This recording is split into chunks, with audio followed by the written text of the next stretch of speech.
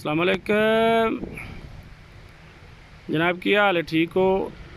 जनाब ਤੁਹਾਨੂੰ ना असी अज विजिट करा रहे हैं शहद है शहद मधुमक्खी जी है।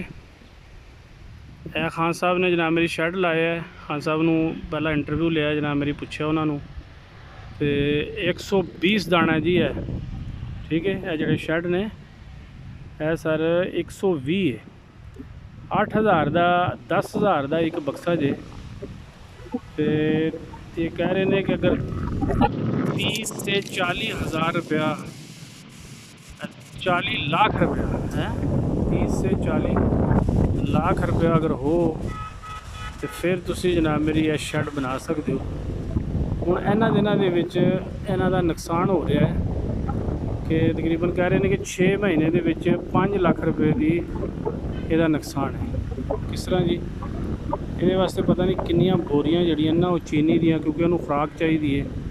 बाहर हुण फलदार दरख्त कोई नहीं है तो इन्हें तो रोटी खानी है ना, इन्हें तो अपनी खुराक पूरी करनी है। तो उन्होंने जनाब मेरी जड़ा ना इनू इन्होंने खुराक जी है घोल के रुक देंगे ने। तो फिर जनाब मेरी इट्टां के उत्ते ना मैं तुहानूं दसना है। ठीक है जी, देखो जी ये उत्ते ना इन्होंने चीनी डोली है बिच चीनी है पानी छापर जो फिर इत्थे बहती है ना अपने दिलों उन्होंने पता है कि भी आम जगह तो मैं लै रही हूँ। तो वो फिर इतों जनाब मेरी चुक के मिठा तो फिर लै जाएगी उत्ते अपने जनाब मेरी वो शैडां दे विच। ठीक है जी, तो तकरीबन यानी कह सकते हो आम जहा भी 50 लाख रुपया ला के बंदा सड़क पर बैठा है। तो एवें गल नहीं है भी इन्ने पैसे भी लाने ने, 50 लाख रुपया लाना है। तो फिर बहरहाल जो सीज़न आना ना तो फिर वारे न्यारे ने, फिर समझ लो बाहर भी जाती है दूसरे मुल्कों सऊदी अरब दुबई कतर बहरीन मुख्तलिफ कंट्रियाँ यूरोपा भी जाती है। फिर इन्होंने ठेके होंगे ने, फिर समझ लो मना के हिसाब से उन्होंने दिंदे ने। वो फिर जनाब मेरी मंडी का रेट होंगे ना जी, और फिक्स रेट होंगे ने, वो बन के लै जाते हैं। इन्होंने को उन्होंने पता होंगे कितने कितने शैड लगे ने, जिस रोड पर भी हो वो ठेकेदार फिर चुक लेंगे।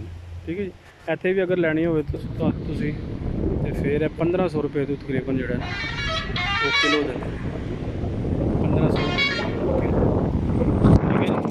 तो जनाब दुआएं याद रखियो। असी छोटे छोटे जनाब मेरे इंटरव्यू तो मुख्तलिफ जगह के उत्ते और अपने इलाके के जोड़े रस्मों रिवाज ने वो दसते रहने हैं, ताकि जनाब मेरी थोड़ी जिहा दिल में सुकून और अखा देख के अपना पिंड याद आ जाता है, अपने लोग याद आ जाते हैं। और जनाब मेरी पहली ज़िंदगी है कि भी इस तरह लोग जनाब मेरी अपने ज़िंदगी गुजारते हैं। और यह जड़ा इन्हों के शैड ने उन्होंने असल जो इंटरव्यू है कि भाई कई बंदे जेहन च आंदा रहता ना कि भाई यह कर ली है कर ली, वो फिर साढ़े समझ लो इंटरव्यू कई सारे नॉलेज हासिल हो जाते हैं। तुम उत्थे बह के तुम पूछ सकते हो कि भाई किहड़ी चीज़ किन्ने अगर पैसों बन जाती है, कोई फैक्ट्री है कारखाना है, कोई जनाब मेरी कारोबार करना चाहते हो या जनाब मेरे अपना किसी को करवाना चाहते हो कोई जानवरों का, तो असीं सारे इंटरव्यू लेंदे रहने हैं तुहाडे वास्ते, ताकि तुसीं जिहड़ा उत्थे बह के ये ज़हन बना लो कि भी वाकई असीं ये कर सकते हैं, इन्नी गुंजाइश है या करना चाहिए या नहीं करना चाहिए। तो वो फायदे और नुकसान जोड़े ने वो भी असीं तुहानूं दसदे रहने ते तुहाडे भैणां भरावां वास्ते असीं ये सारा कोई इन्ना सफ़र करने ताकि तुहानूं अपने कमरे विच जिहड़ा सारा इलम हो जाए कि भाई ऐ ना हो कि करन तो बाद पता लगे कि यार ये तो पता नहीं लगे। ठीक है जी, अस्सलाम अल्लाह दे वाले।